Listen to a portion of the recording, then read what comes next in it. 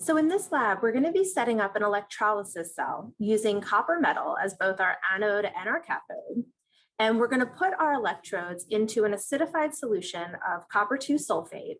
We're using sulfuric acid here because it'll allow less resistance and the oxidation and reduction reactions will happen more easily in an acidified solution.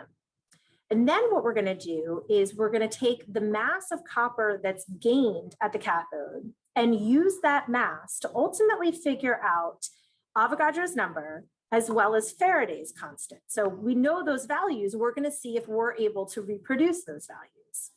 And then we'll also in the calculations look at the mass that is lost at the anode and do the same thing, calculate Avogadro's number and Faraday's constant to see if we're getting the same values. And ideally, the mass that's gained at the cathode should be the mass that's being lost at the anode.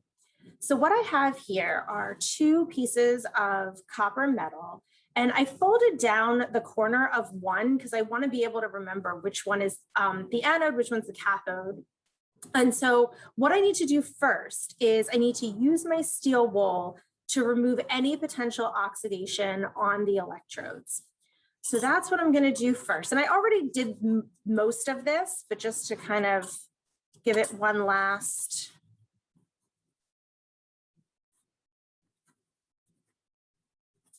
So we don't want to have any oxidation decreasing our resistance here. And then I do want to clean these off now so that I don't have any residue from the steel wool. So I'm just going to dip this in a beaker of water to kind of rinse it off. And then I'm going to dip it into some isopropyl alcohol because that will allow it to dry faster. Do the same thing.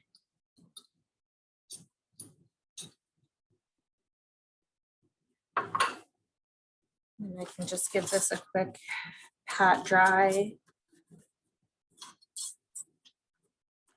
Now, precision is key here. So I am going to be using my analytical balance, which will give me 3 decimal points when I weigh both before and after. So just want to zero the balance.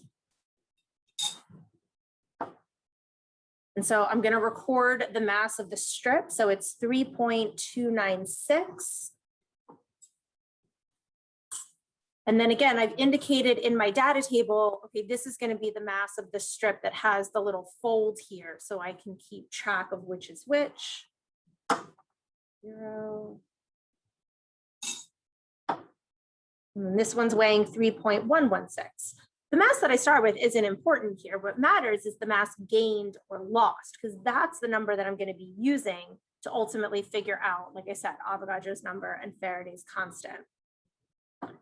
So now what I need to do is connect these in the electrolysis cell. So you can see that I have a battery connected here because I do need a power source. Electrolysis reactions are not spontaneous.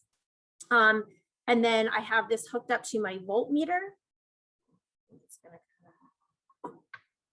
just so you can see this a little bit better. And then connect. And I want to get good surface contact here.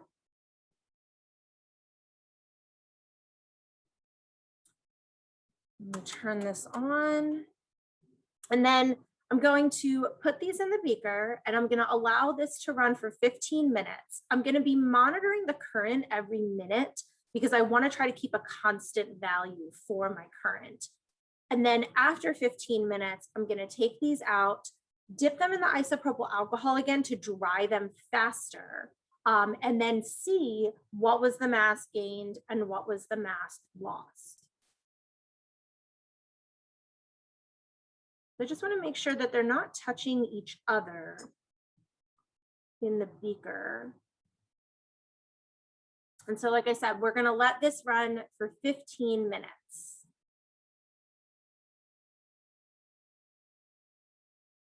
Okay, so now what we're going to do is we're going to take out our strips.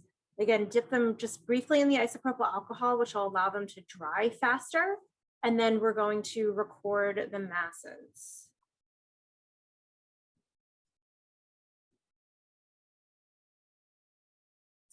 Let's see what it looks like now that it's been running in the electrolysis cell.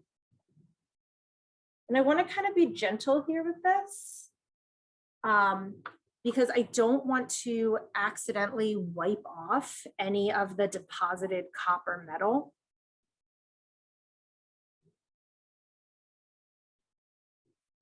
Let's see what this one looks like.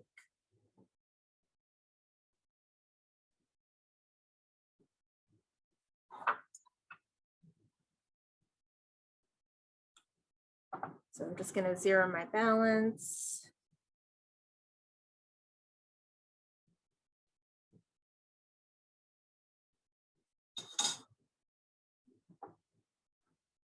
So this was the strip that had started off around 3.1. It's now reading a mass of 3.4. Again, I would record all of these numbers more precisely in my data table, but we see that it has gained approximately 0.3 grams of copper.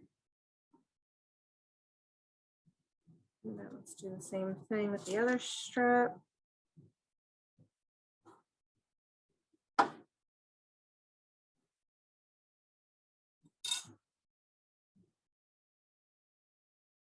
And then here we see the mass, we've lost mass. So it was around 3.27 grams before, now it's reading at 3.03. So the masses are not quite equal, which again, ideally they would be, but we need, in terms of sources of error, to think about why might they not have, like, why is it that all of the mass that was gained isn't equaling the mass that was lost. And there's a number of reasons for that if we think about our electrolysis setup and what's happening as the reaction is running.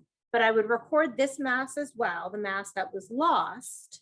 And then I'm going to use these masses to figure out the amount of electrons that were transferred and use those values to then calculate Avogadro's number as well as Faraday's constant.